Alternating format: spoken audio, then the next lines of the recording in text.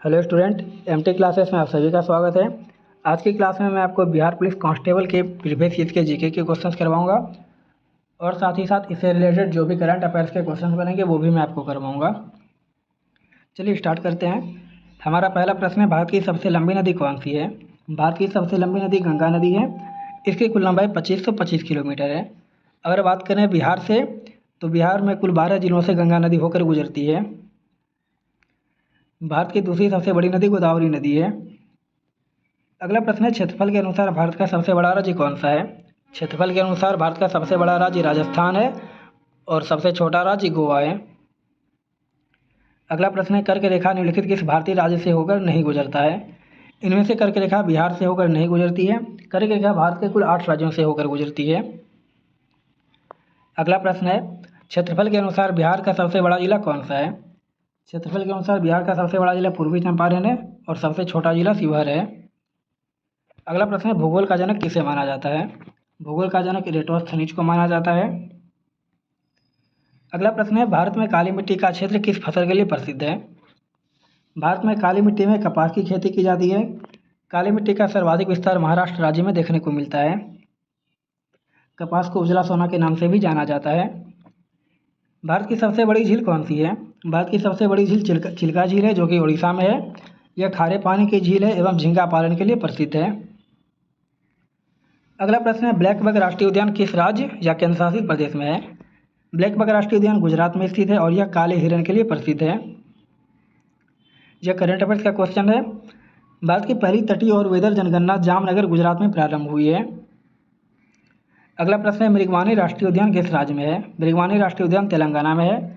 तेलंगाना का राजकीय पशु छुकाला झींगा चीतल हिरण है। अगला प्रश्न है, तृष्णा वन्यजीव अभ्यारण्य किस राज्य में है? यह अभ्यारण्य त्रिपुरा में है। धूमिल तेंदुआ राष्ट्रीय उद्यान भी त्रिपुरा राज्य में है। त्रिपुरा का राजकीय पक्षी हरा शाही कबूतर है। त्रिपुरा के प्रमुख व्यक्ति श्री चित्त महाराज, जो कि त्रिपुरा के आध्यात्मिक गुरु और शांतिकाली आश्रम के प्रमुख थे। श्री चित्त महाराज को वर्ष 2024 में पद्मश्री से सम्मानित किया गया था। अगला प्रश्न है, जयलक्ष्मी कप किस खेल से संबंधित है? जयलक्ष्मी कप महिला टेबल टेनिस से संबंधित है। टेबल टेनिस का एक और कप है स्वेटलिंग कप, जो कि पुरुष से संबंधित है। टेबल टेनिस के महत्वपूर्ण खिलाड़ी हैं जो कि एग्जाम में अक्सर पूछे जाते हैं, मानिका बत्रा, शरद कमल और श्रीजा अकुला। यह करंट अफेयर्स का क्वेश्चन है। हाल ही में शरद कमल ने अंतर्राष्ट्रीय करियर से संन्यास की घोषणा की है एवं हाल ही में अंतर्राष्ट्रीय टेबल टेनिस महासंघ फाउंडेशन ने शरद कमल को अपना राजदूत घोषित किया है। यह करंट अफेयर्स का क्वेश्चन भी आपको ध्यान में रखना है। अगला प्रश्न है, सोडियम धातु का संग्रहण किस में किया जाता है? इसका संग्रहण केरोसिन या फिर मिट्टी तेल में किया जाता है। सोडियम का परमाणु संख्या 11 होता है। अगला प्रश्न है, निम्नलिखित में से कौन सा त्यौहार मुख्य रूप से उड़ीसा में मनाया जाता है? इनमें से नुआखाई त्यौहार उड़ीसा में मनाया जाता है। होजागिरी त्यौहार त्रिपुरा में मनाया जाता है। हॉर्नबिल त्यौहार नागालैंड में और अटला तड्डीर आंध्र प्रदेश में मनाया जाता है। उड़ीसा एक वाद्य यंत्र है धन का, यह भी आपको ध्यान में रखना है। अगला प्रश्न है, अमन फसल किससे संबंधित है? यह धान से संबंधित है। अमन, औंस और बोरो यह तीनों धान की किस्म है। धान की यह तीनों किस्म पश्चिम बंगाल और असम में उगाई जाती है। अगला प्रश्न है, संज्ञा शब्द जहर में इला प्रत्यय जोड़ने से कौन सा विशेषण बनेगा? इससे जहरीला शब्द बनेगा। यह आपका एक हिंदी का क्वेश्चन आ गया। अगला प्रश्न है, 1855 में देश की पहले जूट मिल कहाँ स्थापित की गई थी? यह कलकत्ता में स्थापित की गई थी। इसकी स्थापना जॉर्ज ऑकलैंड के द्वारा करवाई गई थी। जॉर्ज ऑकलैंड द्वारा इस कारखाना की स्थापना रिसरा नामक स्थान पर की गई थी, जो कि कोलकाता में है। अंतर्राष्ट्रीय जूट संगठन की स्थापना 1984 में हुई थी। इसका मुख्यालय ढाका में है। यहीं पर एक और क्वेश्चन याद रखिएगा, भारतीय जूट निगम की स्थापना 1971 में की गई थी। अगला प्रश्न है, हमारे सौर मंडल के किस ग्रह को लाल ग्रह के रूप में जाना जाता है? इनमें से मंगल ग्रह को लाल ग्रह के रूप में जाना जाता है। मंगल ग्रह का रंग लाल आयरन ऑक्साइड के कारण होता है। मंगल ग्रह को सूर्य की परिक्रमा करने में 687 दिन का समय लगता है। अगला प्रश्न है, उड़ीसा स्थित मयूरभंज खान किस खनिज के लिए प्रसिद्ध है? यह खान लौह अयस्क के लिए प्रसिद्ध है। उड़ीसा के प्रमुख लौह खनिज एक बादाम पहाड़ी और गुरु महिसानी, यह भी दोनों लौह अयस्क के खनिज हैं। छत्तीसगढ़ में बैलाडीला श्रेणी और डल्ली राजहरा, यह भी लौह अयस्क के लिए प्रसिद्ध है। अगला प्रश्न है, इसमें से जिप्सम का सूत्र पूछा गया है। जिप्सम का सूत्र CaHO4 × 2H2O होगा। Option number A. जिप्सम को प्लास्टर ऑफ पेरिस एवं हर्सोट भी कहा जाता है। अगला प्रश्न है 1760 में वांडीवास का युद्ध अंग्रेज और किनके बीच लड़ा गया था? यह युद्ध अंग्रेज और फ्रांसीसी के बीच लड़ा गया था। इस युद्ध में अंग्रेजों की जीत हुई थी और इस युद्ध की समाप्ति पेरिस की संधि के तहत 1763 में हुई थी।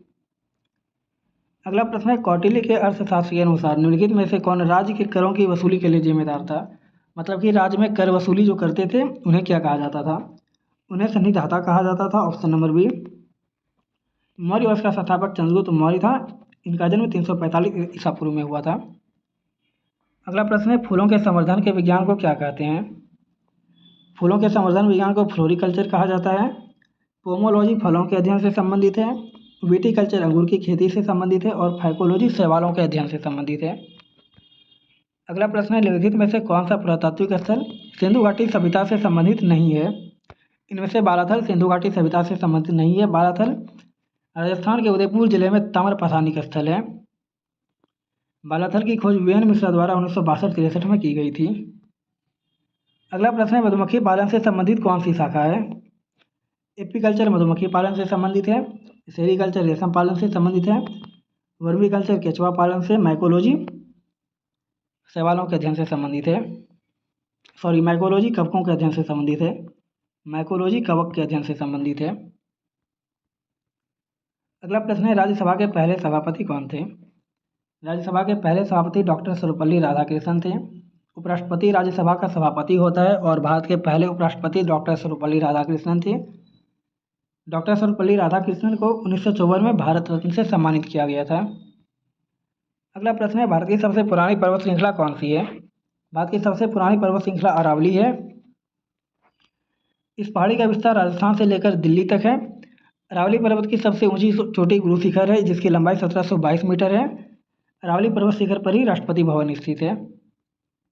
अगला प्रश्न है बांग्लादेश किस भारतीय राज्य के साथ सर्वाधिक सीमा साझा करता है? बांग्लादेश पश्चिम बंगाल के साथ सर्वाधिक सीमा साझा करता है जो कि 4096.7 किलोमीटर है। बांग्लादेश से भारत के कुल 5 राज्य त्रिपुरा, मिजोरम, असम, मेघालय और पश्चिम बंगाल सीमा साझा करते हैं। अगला प्रश्न है बिहार के किस जिले में नागी बांध स्थित है? यह बांध बिहार के जमुई जिले में स्थित है और यह बांध नागी नदी पर बना हुआ है। हाल ही में नागी और नकटी को रामसर सूची में शामिल किया गया है। अगला प्रश्न है निम्नलिखित में से किस राज्य या केंद्र शासित प्रदेश में भारत में गुज्जर एवं बकरवाल जनजाति निवास करती है? यह जनजाति भारत के जम्मू कश्मीर में निवास करती है। ये जनजाति मवेशियों के साथ ऋतु प्रवास करते हैं। अगला प्रश्न है भारत के राष्ट्रपति पर महाभियोग चलाने की प्रक्रिया किस अनुच्छेद के तहत की जा सकती है? राष्ट्रपति पर महाभियोग अनुच्छेद 61 के द्वारा चलाया जाता है। भारत के राष्ट्रपति को उनके पद से हटाने के लिए महाभियोग की प्रक्रिया चलाई जाती है। इस प्रक्रिया से 14 दिन पूर्व राष्ट्रपति को नोटिस भेजा जाता है। अगला प्रश्न है वह राष्ट्रीय उद्यान जो भारत के छत्तीसगढ़ में है? कांगेर घाटी राष्ट्रीय उद्यान छत्तीसगढ़ में है। माधव राष्ट्रीय उद्यान और वन विहार राष्ट्रीय उद्यान मध्य प्रदेश में है। बांदीपुर राष्ट्रीय उद्यान कर्नाटक में है। अगला प्रश्न है संस्था आर्य समाज के संस्थापक कौन थे? आर्य समाज के संस्थापक दयानंद सरस्वती थे। इसकी स्थापना उन्होंने 1875 ईस्वी में मुंबई में की थी।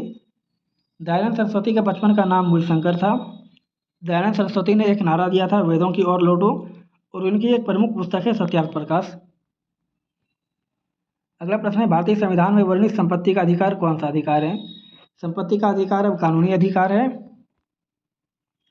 44वां संविधान संशोधन 1978 के द्वारा संपत्ति के अधिकार को मौलिक अधिकार से हटाकर कानूनी अधिकार की श्रेणी में रखा गया है।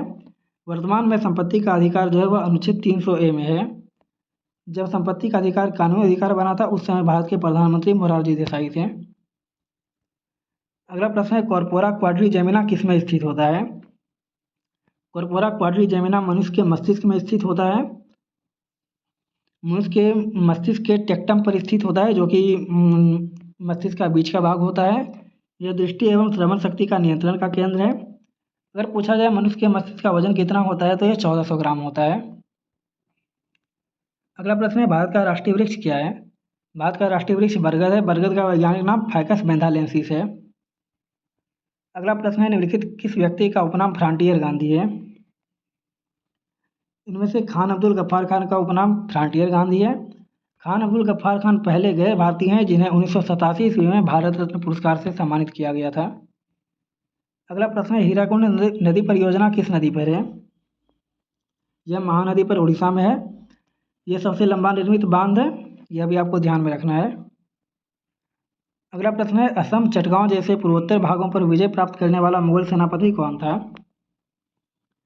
उस क्षेत्रों पर विजय पाने वाला मुगल सेनापति मीर जुमला था।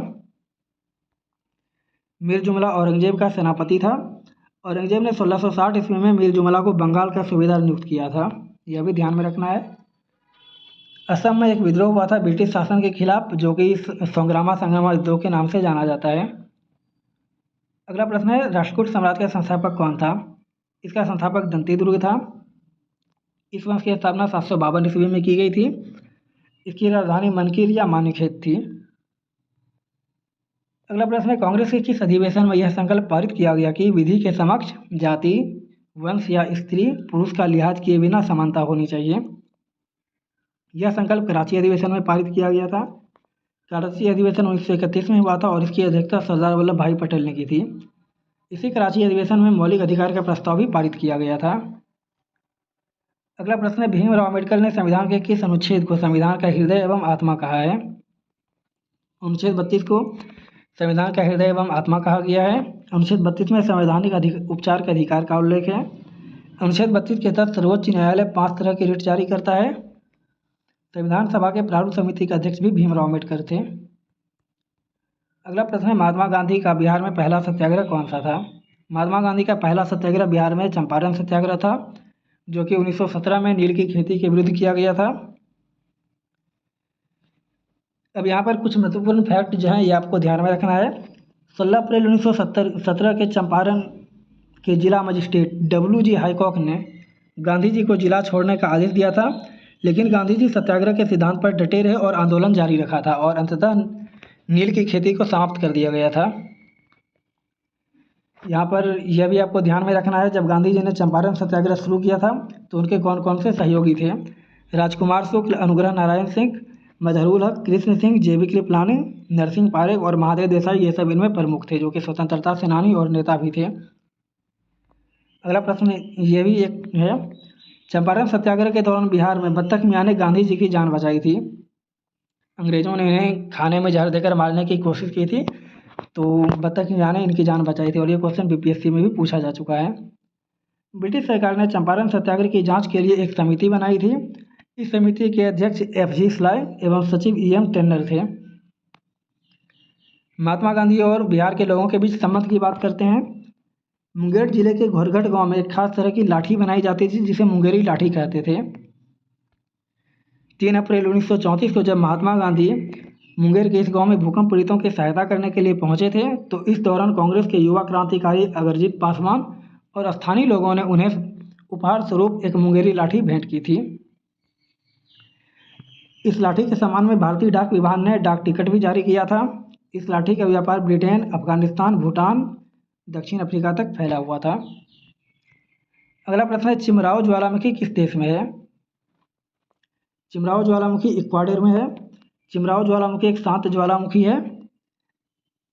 इक्वाडोर में विश्व का सबसे ऊंचा ज्वालामुखी पर्वत कोटोपैक्सी भी है। अब यहाँ पर विश्व के कुछ प्रमुख ज्वालामुखी देख लेते हैं।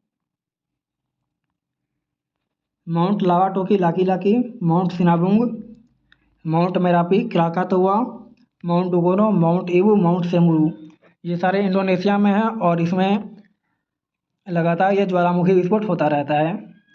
फिलीपींस के महत्वपूर्ण ज्वालामुखी माउंट मेयोन, माउंट कनलोन, माउंट तार। जापान के प्रमुख ज्वालामुखी सकुराजिमा, माउंट एसो, फुकुतोकु ओकानोवा, फ्यूजिमा, ये सारे वह ज्वालामुखी हैं जिसमें लगातार उद्गार होते रहते हैं। कुछ प्रमुख ज्वालामुखी और हैं, mount Etna, mount Vesuvius, mount Stromboli, ये सारे इटली में हैं। स्ट्रोम्बोली को भूमध्य सागर का प्रकाश स्तंभ भी कहा जाता है। मोनालोआ ज्वालामुखी अमेरिका में है। किलोवा ज्वालामुखी अमेरिका में है। पोपोकटिकल ज्वालामुखी मैक्सिको में है। अगर भारत की बात करें तो भारत में एकमात्र सक्रिय ज्वालामुखी बैरन द्वीप है, जो कि अंडमान द्वीप समूह में स्थित है। विश्व की सबसे अधिक ऊंचाई पर स्थित सक्रिय ज्वालामुखी पूछा जाए तो ओजास्टेल सलाडो है, जो कि एंडीज पर्वतमाला में अर्जेंटीना और चिली देश की सीमा पर स्थित है। एक और ज्वालामुखी है ग्वाटेमाला में, वोल्केनो डे फ्यूगो, इसमें हाल ही में विस्फोट हुआ है। और ये जितने भी मैंने आपको ज्वालामुखी बताया है, इन सारे ज्वालामुखियों में अभी हाल ही में विस्फोट हुआ है। तो ये सारी करंट अफेयर्स के दृष्टिकोण से महत्वपूर्ण होते हैं। अगला प्रश्न है, ओलंपिक में भारत ने हॉकी में अपनी शुरुआत किस वर्ष की थी? 1928 में हॉकी में ओलंपिक ने भारत ने हॉकी में सबसे पहले 1928 में भाग लिया था और स्वर्ण पदक जीता था। अब तक हॉकी टीम ने ओलंपिक में रिकॉर्ड 8 बार स्वर्ण पदक जीत चुका है। 1928 के जो ओलंपिक थी, उसी ओलंपिक से मशाल जलाने की प्रथा भी शुरुआत हुई थी। यह ओलंपिक एम्स्टर्डम नीदरलैंड में हुआ था। ये करंट अफेयर्स का क्वेश्चन है। हाल ही में 15वीं हॉकी एशिया सीनियर महिला राष्ट्रीय चैंपियन का खिताब झारखंड ने जीता है। और हाल ही में पुरुष हॉकी इंडिया लीग 2024-25 का खिताब राढ़ बंगाल टाइगर्स ने जीता है। मानव शरीर की सबसे छोटी हड्डी कौन सी है? सबसे छोटी हड्डी स्टेपिज है, जो कान में पाई जाती है। और सबसे बड़ी हड्डी पूछा जाए तो जांघ की फीमर हड्डी। अगला प्रश्न है, नरेगा राष्ट्रीय ग्रामीण रोजगार गारंटी अधिनियम की शुरुआत कब हुई थी? इसकी शुरुआत 2 अक्टूबर 2005 को हुई थी। मनरेगा के तहत मजदूरों को 100 दिन का रोजगार उपलब्ध कराया जाता है। 2 अक्टूबर 2009 को इसका नाम बदलकर महात्मा गांधी राष्ट्रीय ग्रामीण रोजगार गारंटी अधिनियम मनरेगा कर दिया गया था। मनरेगा का गठन मीरसा कमेटी की सिफारिश पर किया गया था। अगला प्रश्न है, किस वर्ग के पौधों को पादप जगत का उभयचर कहा जाता है? ब्रायोफाइटा को पादप जगत का उभयचर कहा जाता है। ब्रायोफाइटा समूह के पौधों में जाइलम एवं फ्लोएम उत्तक का पूर्णतः अभाव होता है। वनस्पति जगत का सबसे बड़ा समूह थैलोफाइटा है। अगला प्रश्न है, अति सूक्ष्म वस्तुओं के आवर्धन के लिए किस यंत्र का प्रयोग किया जाता है? जिन्हें हम नंगी आंखों से नहीं देख सकते हैं, उनके लिए माइक्रोस्कोप का प्रयोग किया जाता है। माइक्रोस्कोप में उन्नतोदर लेंस का प्रयोग किया जाता है। कैलोरीमीटर की बात करें तो इस यंत्र का उपयोग ऊष्मा की मात्रा मापने में किया जाता है। कैलोरीमीटर तांबे की पतली शीट से बनाया जाता है। अगला प्रश्न है, उत्तल दर्पण किस काम में लिए जाते हैं? उत्तल दर्पण वाहनों के पीछे का दृश्य के रूप में काम में लगाया जाता है। जो वाहन में साइड मिरर होते हैं वह उत्तल दर्पण होते हैं। अगर अवतल दर्पण की बात करें तो अवतल दर्पण शेविंग दर्पण के रूप में होता है, जो कि सैलून में लगा होता है, वो अवतल दर्पण होता है। इस क्लास का अंतिम प्रश्न है, फुलर झील किस राज्य में स्थित है? फुलर झील उत्तर प्रदेश में स्थित है। इसे गोमत ताल झील भी कहा जाता है। यह झील उत्तर प्रदेश के पीलीभीत जिले में स्थित है। आज के लिए बस इतना ही। मिलते हैं अगली वीडियो में।